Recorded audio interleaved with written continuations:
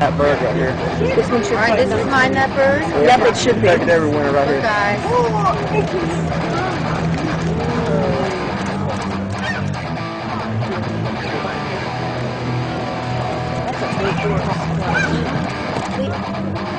Hi.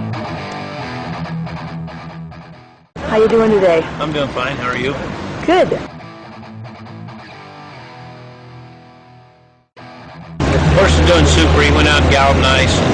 Gets over the racetrack really good, so we're happy with where we're at right now. He's on his feet good and just doing super.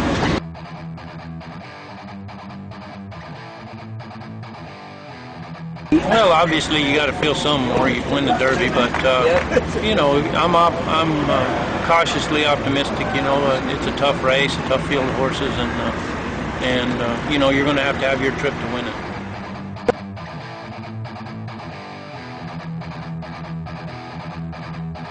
Well, I mean, I don't think it'll help or hinder me either one. I mean, my horse gets over the ground really good as far as things go, so I'm pretty confident that he'll be okay.